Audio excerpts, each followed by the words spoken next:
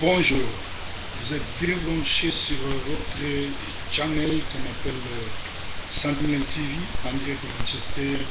André de Mongadema à Manchester Police, avec votre inspecteur de la police, inspecteur Colombo, d'autres m'appellent inspecteur Derek. Alors, na Tongo Yalelo, Breaking News Yali, na appelle ça. Remerciement à la communauté nationale de Manchester, Ndenge pendant tout le temps de l'Eli Mama Pepe, Boyagi Ebele, Okula Suka, Tulali, Sikamoko, Pepe Kotika Mama na Kimia. Mama Pepe, Azali Mama Moko, Alelami na Kimia, Alelami na Lokumu, Pepe Tikiye na Kimia, parce que Mama Pepe na communauté Oyo, Azalaki Mama Moko, Asalelaki Nzambe, Azalaki Mama Moko, Atrel Kozala, problème na Mokite. Bien que na mokili na se mutuno surtout azana na makambo ya bien na mabe oyo tobota malango ko tokufana ngo mais eloko tokoki ko sepeliza mama akufi dans le Seigneur. Alors na pesi merci mingi na ba citoyens surtout ya ville Manchester et aux alentours ba o ba yaki kolela na biso elongo mama Pepe. Alors étant que pasteur et puis étant que messager et puis étant que mutu ya télévision naza kosenga na bamama na bandeko oyo tokendaka l'église tokeba kopona bisika ya kosambela parce que l'église ebele lelo ekamami na bandoki badongolo miso bapipi dongo mingi lelo balingi pasteur balingi diacre balingi misala wana tout simplement mpona kofrene koboma kodétruire mpe kobima na basi na bato. Alors awa leson ni tokoki kotirer na matanga ya mama Pepe elakisi soko saleli nzambe ya solo avant kufa nzambe osala nyonso arekipere okufa na kati na maboko na ye oke na lola pe awa tozopesa conseil na Nadine oyo azali bongo mwana mama Pepe pe mwasi ya pasteur Tumba alanda vraiment mosala oyo mama ne asalaki na kati na église kosunga basali na nzambe koyamba basali na nzambe pe tomonaki témoignage monene oyo pasteur Willy asalaki na kolakisa misala mama Pepe kosombele ba Bible kosombele nyonso. Papa Willy alaki inconsolable, papa Willy moté ya malamu, mais papa Willy a perdre molingami na ye banda bomwana ekei na ndenge nzambe alingaki. Vraiment tout soutenir papa Willy na ba prière. Alors conseil mosusu ni tokoki kopesa tozopesa conseil mingi na pasteur Ntumba na remarka mingi ke obengaka mwasi na kombo Nadine. En tout cas landa exemple ya papa Willy mwasi no aza déjà mama mokambi bengaka mama Nadine ekopesa poids mingi.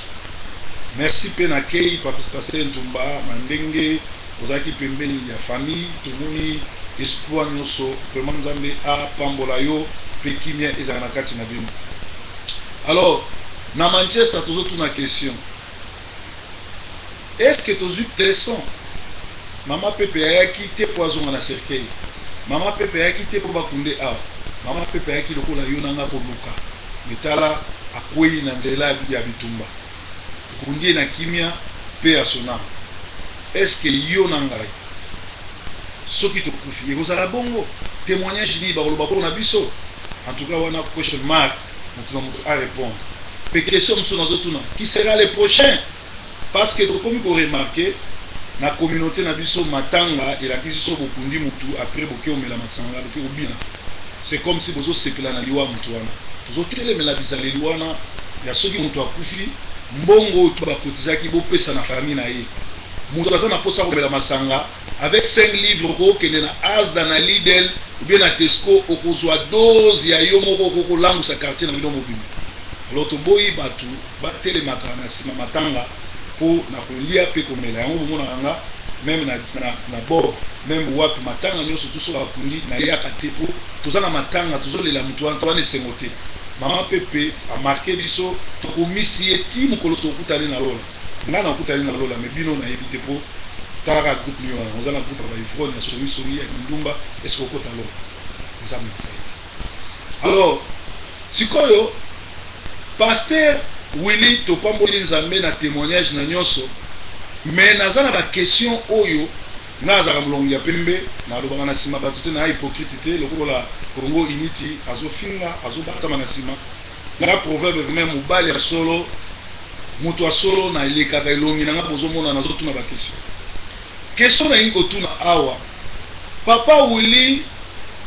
papa Boboto pasteur malamu moto na kimia pourquoi akoki kobosana pourquoi abosani ke ngombo na la gloire balingaki balekisa ye pourquoi abosani trouble nyonso tu oyo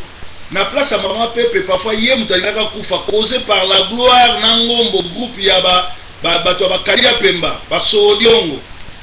meto kamwe na yebite pourquoi papa Willy il faut permettre ngombo na la gloire ba organiser ba obsèque ya mama pepe. Est-ce que mama pepe azaki na souvenir malamu pona batwana? Est-ce que bakabwana ki malamu? Bible lobi soki bozotambola bomoko te na bato bokabwana na kimia. Alors hypocrisie eza mabe bato balinga ba bomayo bato balingara yo te babotola d'instrument olinga ko piquer crise likolo na bango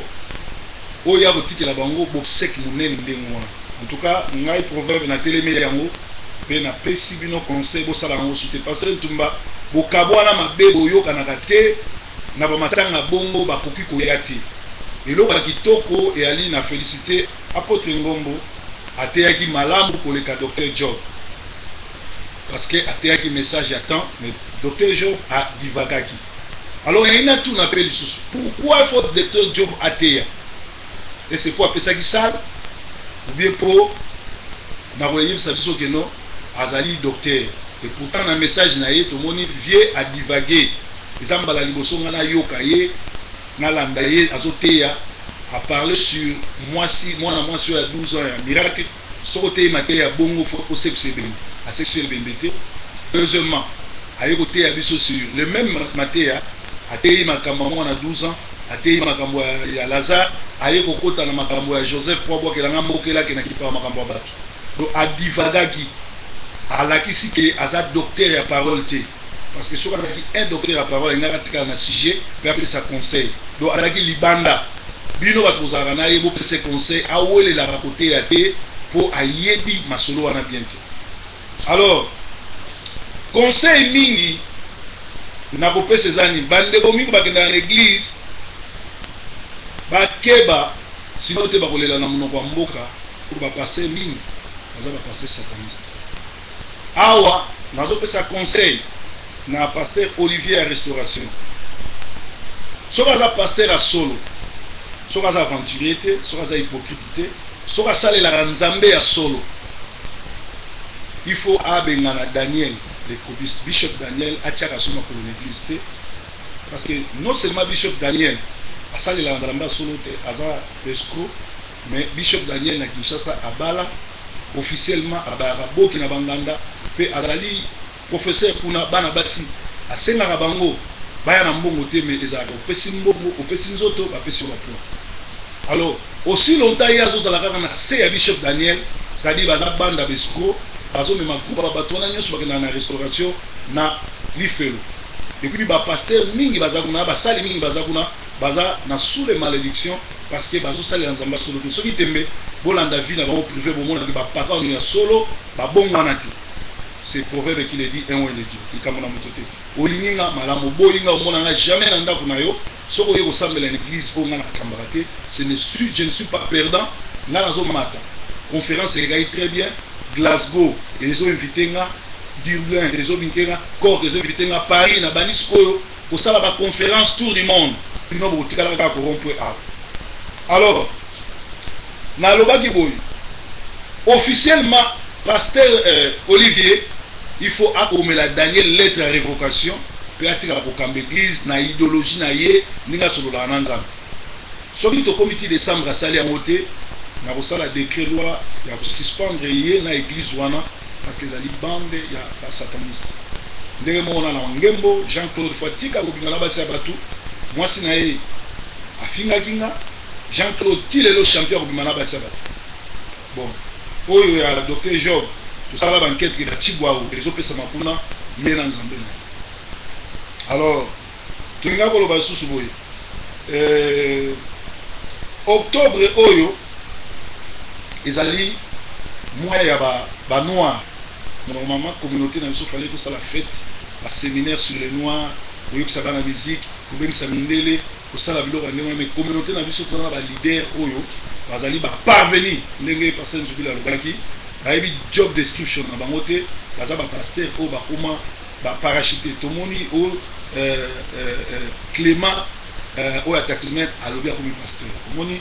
ebanda na ba aventure bato tout na Manchester ba aventure pe tosengi na pasteur ya Rema oyo bazobenga ye pasteur nyoka mobi oyo kimbanda njila abimi na basi nyonso église na basi mosusu abimi na bango abimi na basi ya bato église likolo ya onction atushaka bana mwasi ne moko abengana ye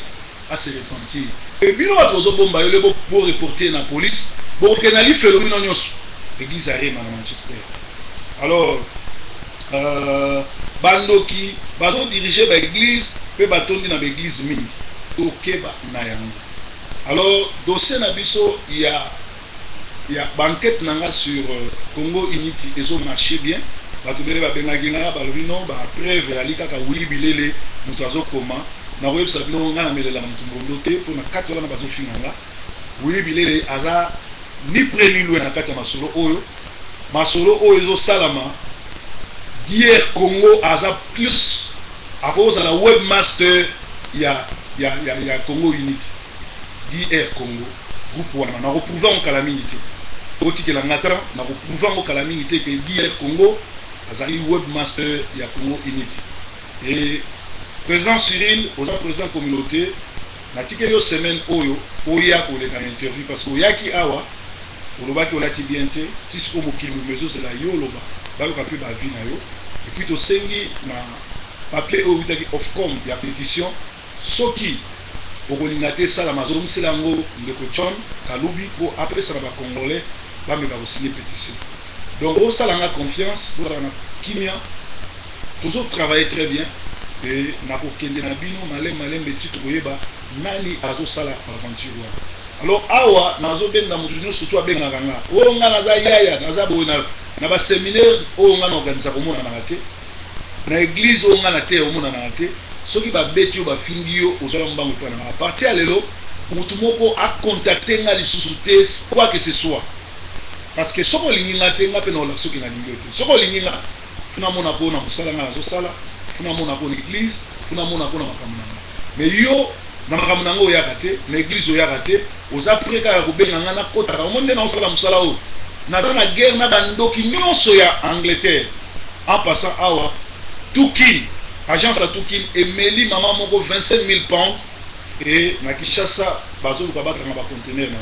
awa petit wana aventurier akeleki même komona nganga mpona koluka kobota na Kinshasa masolo wana suivre bopesa Tukin lisusu conteneur te bopesa ye carton te parce que c'était un aventurier nga moko nakabali na satana parce que ayibanga biloko ya valeur ya 3 000 pounds dossier eza na la police papa na bango akoselaki nga makambo ndenge akoselaki abengelaka eboule police ateyaka sango malamu mais c'est un menteur un pasteur ya lokuta un pasteur envoûté na mwasi na efuba lobelongi ya nzambe et police alobaki lokola biloko ebungaki na Congo ngai natinda police ya Congo balandela dossier wana ndeko wana aza na chance mpo nazotia makolo na Congo te mais naza na bato kuna balukisaka ye po fo arendre compte ya biloko na ngai napesaki oyo ye ayiba. Alors na matanga lelo toleka eza malamu lelo toleli mama pepe akundami honneur toleli ye tomituna question qui sera le next et tant yo okufa ezala ndenge susi na ngai ezali okufa awa te susi na ngai ezali ozonga na cercueil te susi na ngai ezali ozonga na nzoto konongolo okende toma ndako osalela nzambe solo yango wana samedi oyo na koleka na communauté système ya kopompe bani parce que baivone nde bazobebisa communauté na bato bazobima na basala proverbe alingi bino mingi proverbe aza malamu na bino bato ya Bolton dimanche oyo na kozala bongo na Bolton église ya pasteur Gaston na koteya kuna mpe soki na sisi na kozala epa nanga na Clayton soki ozanga esika kosambela yaka korejoindre biso na la mosole mondiale chaque dimanche de 15h tozala à 17h esika boyoka mateya oyo nani boyoka te parce que proverbe 30 aza un oin de Dieu azali mopakalomi na nzambe azali moponami na nzambe azali mokonzi ya bapasteur nyonso ya diaspora nzambe apambola bino tomonani prochainement. bonne journée et bon fin et à week-end parce que